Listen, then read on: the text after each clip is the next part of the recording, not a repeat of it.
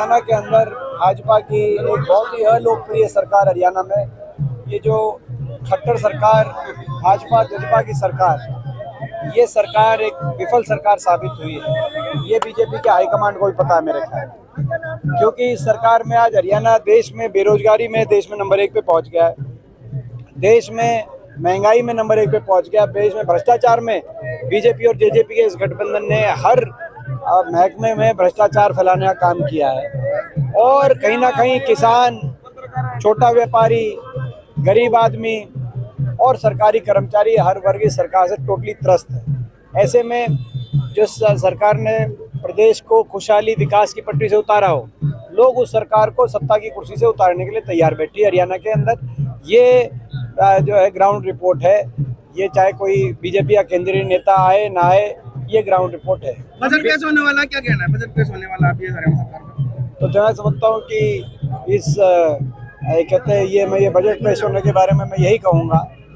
कि ये बीजेपी की सरकार का, बीजेपी जेजेपी की सरकार का ये जो है अंतिम बजट साबित होगा।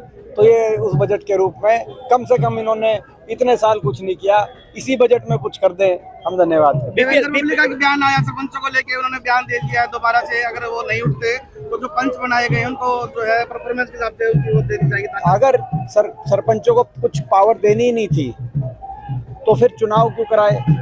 2 लाख की अगर विकास कार्यों की पावर देंगे तो 2 लाख तो आजकल विकास कार्य कई सामाजिक कार्यकर्ता भी, समाज सेवी भी करा लेते हैं। तो फिर उसमें सरपंचों के चुनाव कराने की क्या जरूरत थी? बहुत ही सरपंचों के अधिकारों को छीनने का काम इस सरकार ने किया है।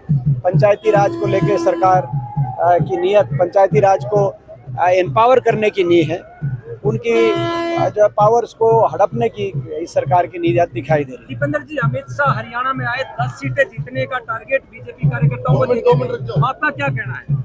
मेरा वही कहना है, जब ये 75 पार का नारा टारगेट था 2019 में, तब ये बीजेपी ने कहा था 75 पार का नारा था, और आप लोग पूछते थे कि 75 आएंगी कि 80 आएंगी, उन्होंने नारा दिया है। तब मैं कहता था ये बेवकूफ़ बना रहे हैं, इनकी मेजोरिटी नहीं आएगी। मेरी आप लोग भी नहीं माने, लोग भी उसमें पूरी नहीं मान रहे थे, लेकिन ये 40 पे इनकी सुई अटक गई, मेजोरिटी नहीं आई, 50 सीटों पे हार गई बीजेपी।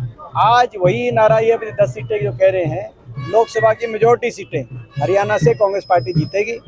चौधरी भूपेंद्र सिंह हुड्डा जी के नेतृत्व में कांग्रेस पार्टी बहुत मजबूत हुई है हरियाणा के अंदर पिछले दिनों में। जब से चौधरी भूपेंद्र सिंह हुड्डा जी के हाथ में का प्रदेश कांग्रेस कमेटी का एक विश्वास के रूप में चौधरी उदय भान जी हमारे अध्यक्ष बने हैं, हाईकमांड ने एक विश्वास व्यक्त किया हुड्डा साहब ने, तब से लगातार कांग्रेस पार्टी मजबूत हो रही है, आप देख रहे हैं। लेकिन बीजेपी की नेता भाजपा संगठन ही नहीं बना पाई कांग्रेस पार्टी तो अभी तक। ये बीजेपी को मैं कहना चाहता हूँ, जब ये पिछली बार 75 पार के नारे की हवा निकालने का काम हुआ था तब भी संगठन नहीं था, लेकिन हमारा लगातार संगठन बन रहा है, इजाफा हो रहा है। बीजेपी 2 बातें कहती है, मैं जवाब पहले ही दे दूं, उसके बाद लोग इंतजार कर रहे हैं आपके सामने। एक, बीजेपी कहती है संगठन नहीं, हमारा संगठन है, हमारा जो है भाजपा को इस बात से कोई वो नहीं। और दूसरा कहती है जी जो है भाई अलग अलग गुट है, पूरी कांग्रेस एकजुट है। अगर कहीं गुटबाजी है तो बीजेपी में देख सकते हो आप गुटबाजी, मगर कांग्रेस पूरी एकजुट है और प्रदेश की जनता भी एकजुट है और प्रदेश में बदलाव